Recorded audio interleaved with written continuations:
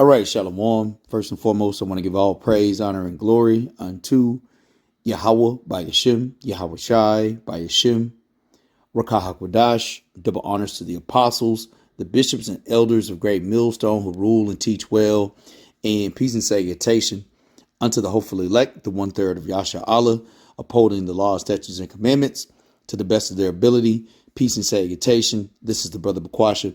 And I saw this quick clip.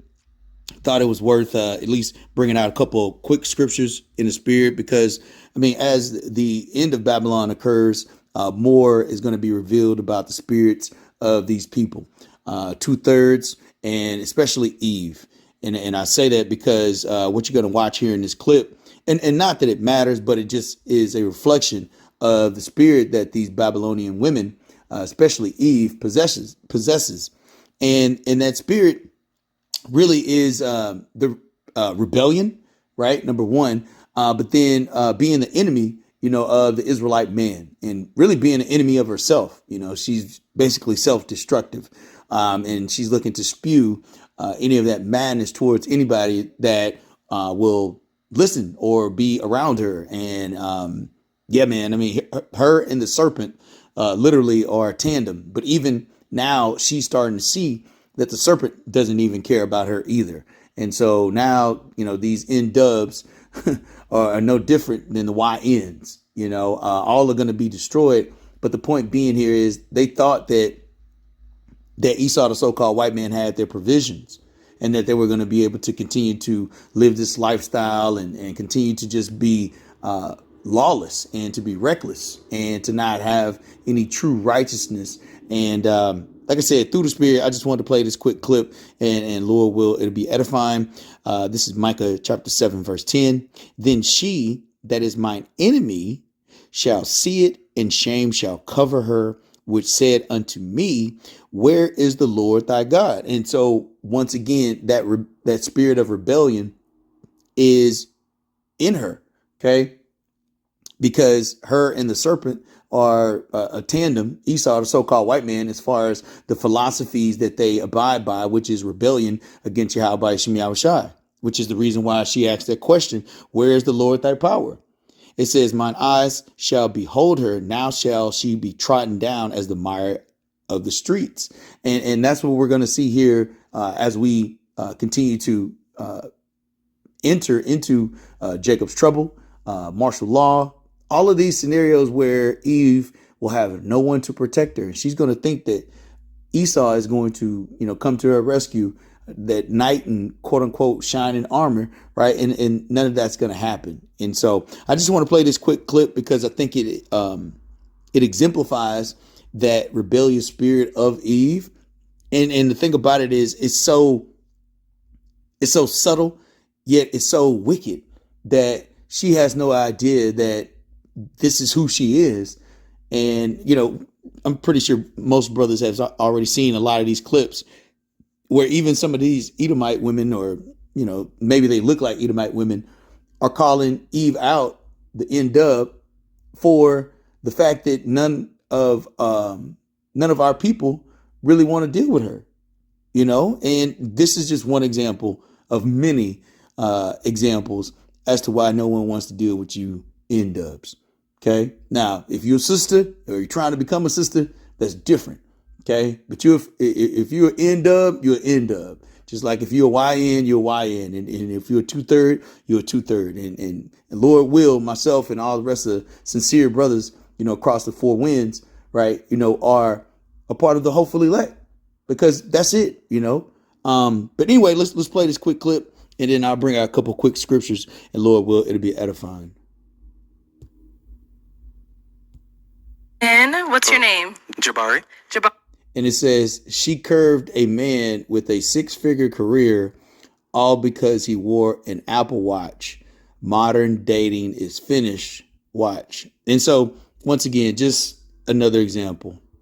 Finding a good lounge, listen to some R&B, cool vibes. Okay, what do you look for in a woman? Someone, number one, who has some form of a relationship with God. From there, someone who is understanding, someone who ultimately... And the N-dub believes she's God.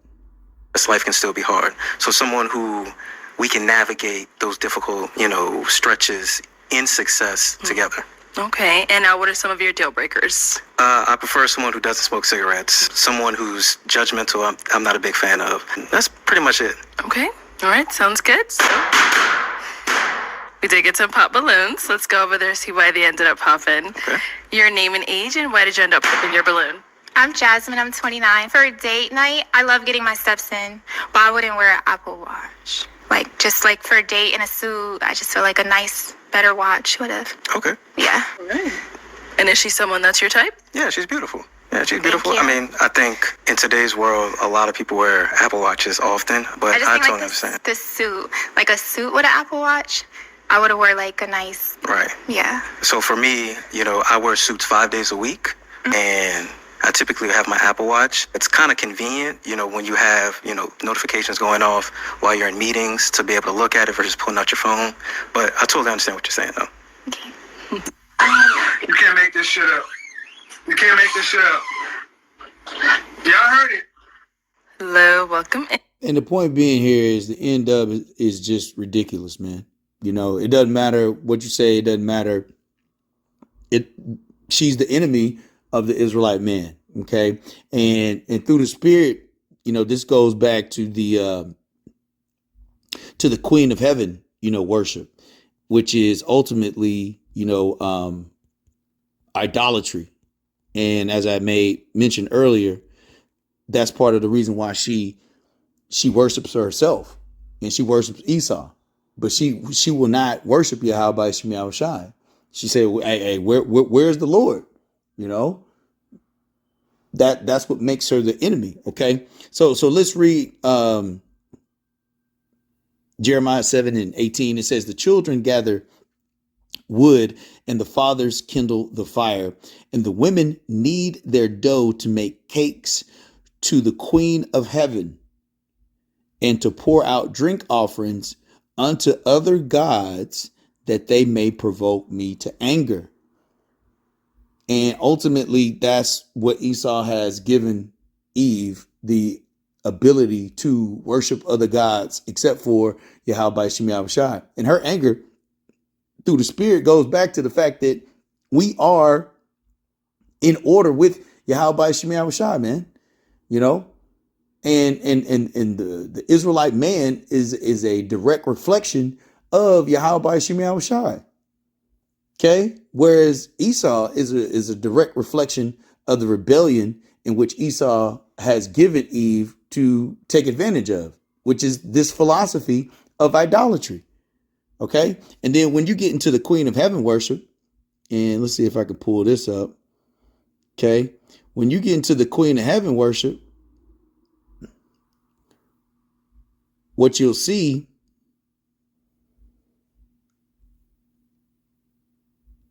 is, let me see here. Go back.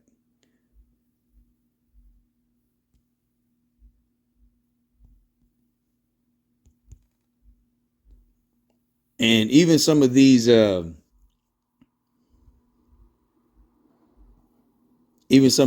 these searches, they try to blend it in and don't like to give the truth on what it is. But as the scriptures say, it is the way of a king to seek out a matter. And I'll bring that up in Lord will. I'm paraphrasing here. But this goes into the term Queen of Heaven. It says referred to an idol of a goddess in the ancient Near East, particularly Ishtar, also known as Astarte or Ashtoreth. It says worship for fertility, love, and war. This deity was a significant focus of idolatry among the Israelites as condemned by the prophet Jeremiah. The worship of the Queen of Heaven, including rituals of baking cakes and offering drink offerings, was seen as a betrayal of Yahweh's commandments and a major cause for judgment against the people of Judah. Okay. So it goes back to idolatry and a goddess, which is right up Eve's alley. Okay. And so I'm going to look up this word here, Ashtoreth. We're going to pull it out in the scriptures, but it says, and then Anaya, another term for Ishtar, these deities, okay? And they're all, it looks like goddesses, right? Ashtoreth, Anet, or Anat, right? They're all goddesses. And this is what our people did. They practiced idolatry, worshiping women. That's why you have like a cult-like following for Beyonce, because they don't have any restraint. So women being with women, women doing all types of, changes and mutilations, right? All of that's under the idol worship, man. Because none of those things Yahweh Shemi Yahushua agrees with. That's why it says betrayal. They used to make cakes and drink offerings and turn up. Now they just turn up everywhere they go, all throughout Babylon, because, hey, scripture talks about not giving women the liberty to gad abroad. Okay. And that's what Esau, the so-called white man, has done. Okay. It says consequences. Let's read idolatrous practices. The worship involved making offerings such as burning incense and pouring out drink offerings and baking cakes for the goddess. Not for Yahweh. Not that, you know what I mean? But it's all for women. That's why you have women's liberation. You have, these women cult followings. Right? Oh, we're going to stand up for women's rights. None of that. You don't have any rights. Your right is to serve your man. Okay? And that's multiple women. Because that's how it's going to be in the kingdom. It says consequences. This worship was seen as a direct violation of Yahweh's commandments, leading to Yahweh's anger and judgment upon the people of Judah. Okay? There it is. So, yep. Paganism. Okay. And if you look at it, what happens when you make, bake cakes, and drink offerings, right? You have intercourse, fertility, and that's what these goddesses represent, man. Being completely irresponsible. All right. So, let's get back in here real quick. Let's see if we can get that. Because I just want to prove that, these goddesses are all through the scriptures, man. Check this out. It says for Solomon, 1 Kings chapter 11, verse 5, it says, for Solomon went after Ashtoreth, the goddesses of the Zidonians, and after Milcom, the abomination of the Ammonites. Okay. 1 Kings chapter 11, verse 33. And we know, obviously, that was one of the pitfalls, of King Solomon, was worshiping, these women's gods, and that's what Yahweh Shemi Yahushua told us not to do. And once again, the enemy of righteousness, man. Scripture says all wickedness is little, but to the wickedness of a woman. Okay. So 1 Kings 11 and 33, because that they have forsaken me and have worshiped Ashtoreth, the goddess of the Zidonians, Chemosh, the gods of the Moabites, and Milcom, the god of the children of Ammon, and have not walked in my ways to do that which is right in mine eyes, and to keep my statutes and my judgments, as did David, his father. Right. And so from there, obviously, there was a split, the kingdoms were divided, et cetera, et cetera. But it was through the worshiping of these goddesses, man. and not of Yahweh Shemi Shai. So I want to pull up this one quick scripture. Let me see if I can bring it out.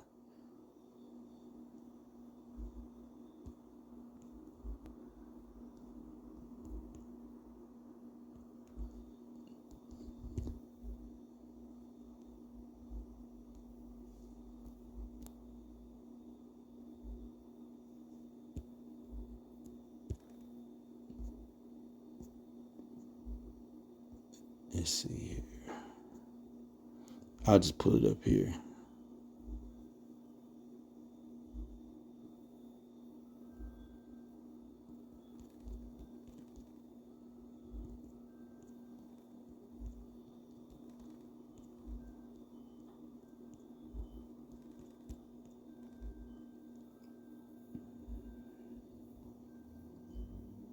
Okay, con. This is Proverbs. Let's pull that up. This is Proverbs 25 and verse 2.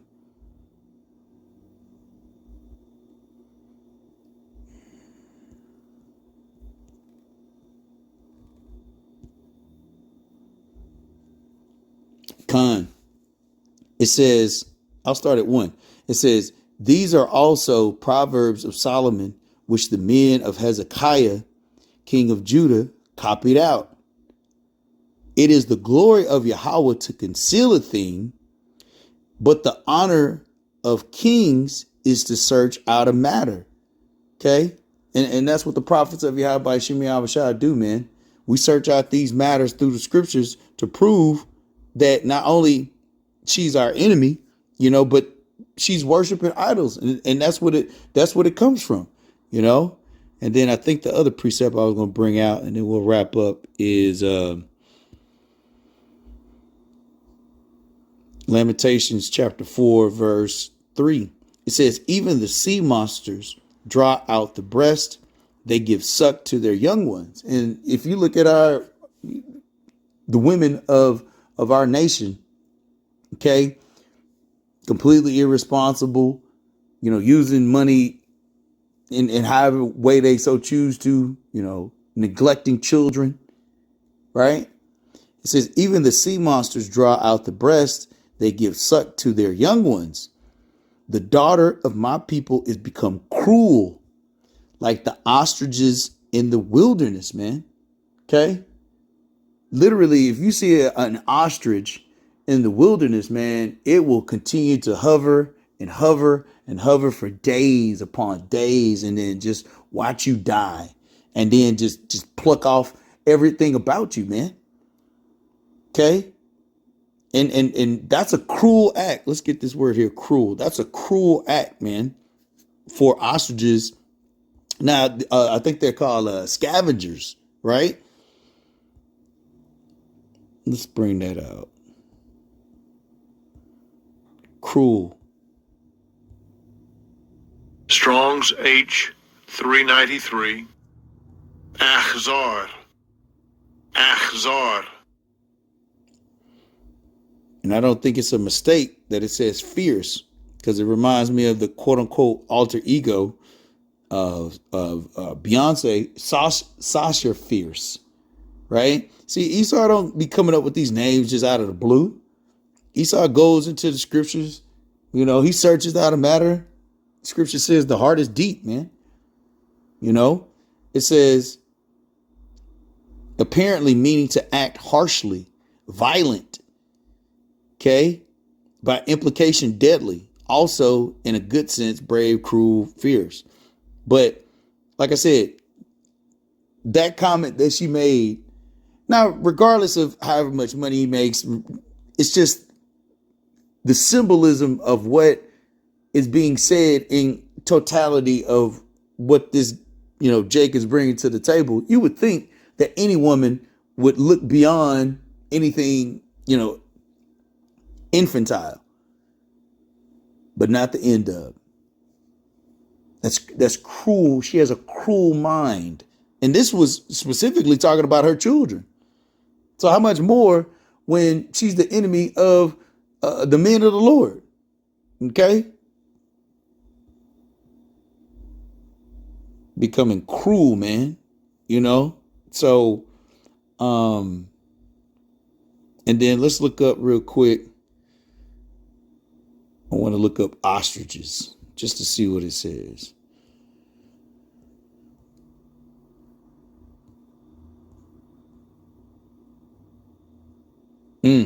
Ceremonially unclean animal, right? Let's see what else it says here.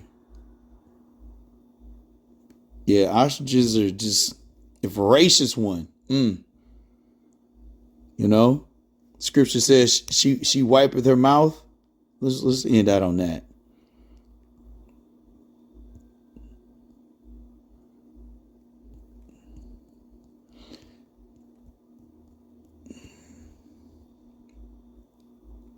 This is Proverbs chapter 30, verse 20.